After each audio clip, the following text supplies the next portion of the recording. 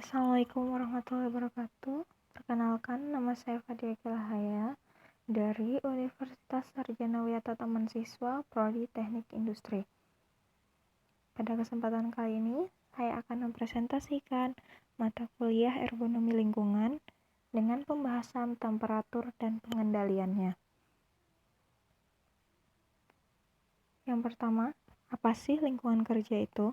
Lingkungan kerja merupakan segala sesuatu yang ada di sekitar pekerja pada saat bekerja yang berpengaruh terhadap dirinya dalam melakukan tugas atau pekerjaan yang dilakukan.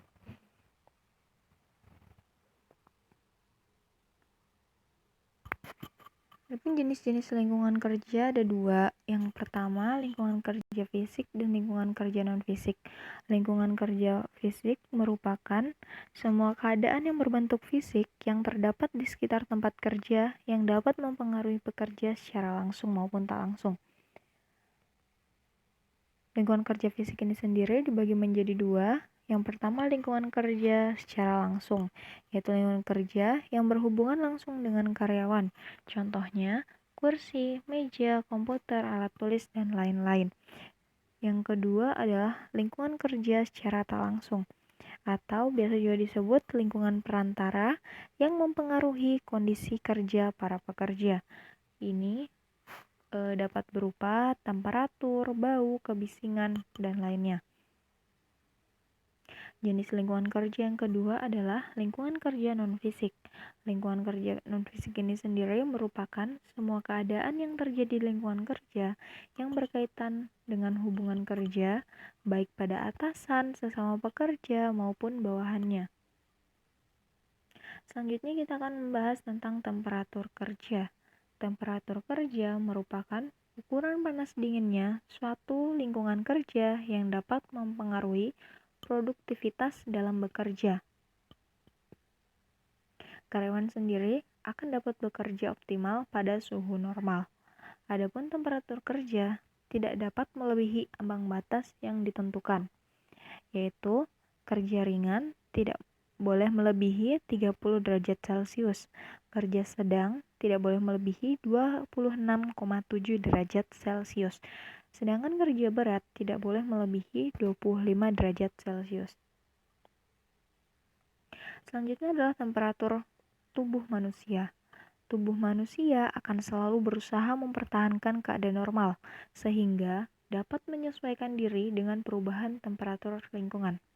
Tubuh manusia sendiri akan memberikan isyarat jika merasa terganggu pada temperatur yang ada, seperti akan merasa kedinginan sampai menggigil, ngilu tulang pada saat temperatur udara cukup rendah.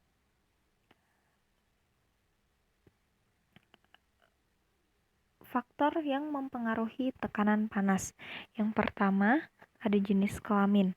Wanita tidak dapat beraklimatisasi dengan baik seperti laki-laki. Apa sih aklimatisasi itu?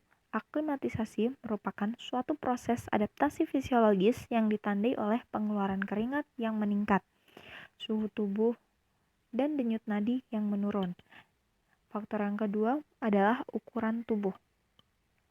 Laki-laki dengan ukuran tubuh yang kecil dapat mengalami tingkat tekanan panas yang relatif lebih besar. Hal ini dikarenakan mereka mempunyai kapasitas kerja maksimal yang lebih kecil. Faktor yang ketiga adalah faktor umur. Hal ini dikarenakan orang yang lebih tua akan lebih lambat mengeluarkan keringat dibandingkan yang umurnya lebih muda. Selanjutnya ada pengaruh temperatur pada suhu tubuh manusia. Suhu tubuh manusia pada saat temperaturnya 49 derajat Celcius dapat bertahan sekitar 1 jam. Pada saat 30 derajat Celcius, daya tangkap menurun dan cenderung berbuat kesalahan pada saat bekerja. Tubuh manusia dengan suhu 24 derajat Celcius biasanya dalam kondisi optimum dan dapat bekerja dengan baik. Pada lingkungan 10 derajat Celcius, tubuh manusia akan mengalami kelelahan fisik yang ekstrim.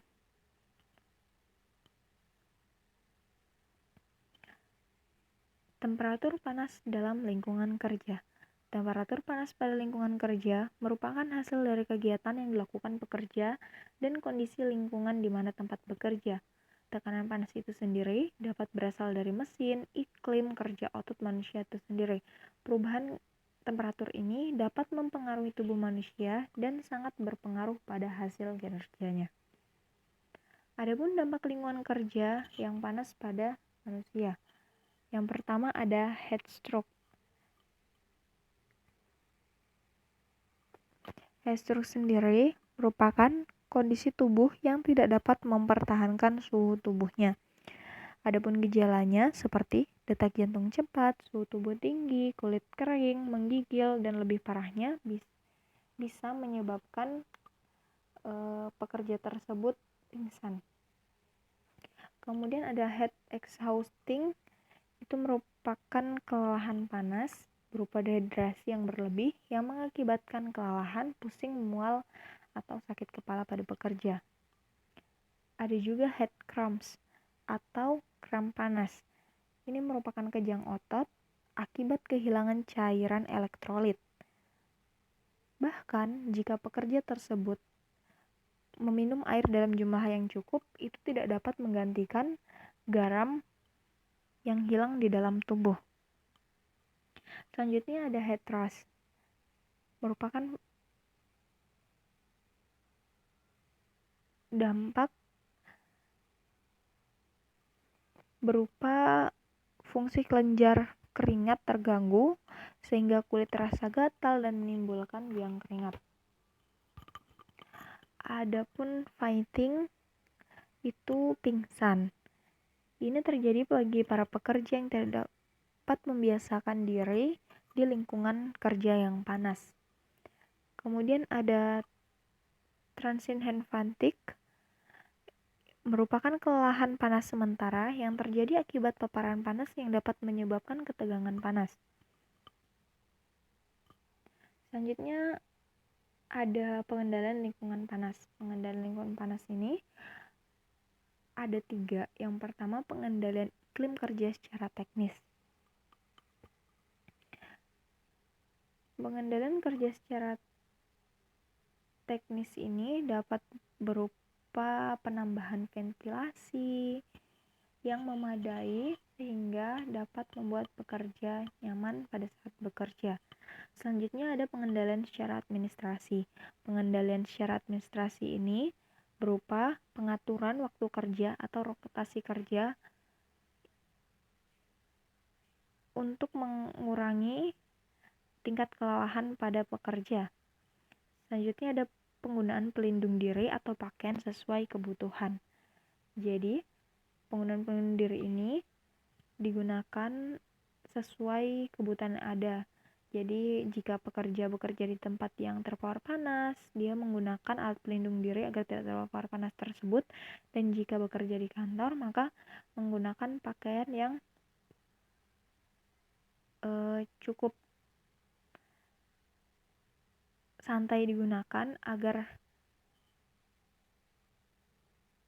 tidak merasa gerah pada saat bekerja. Selanjutnya ada pencegahan lingkungan kerja panas.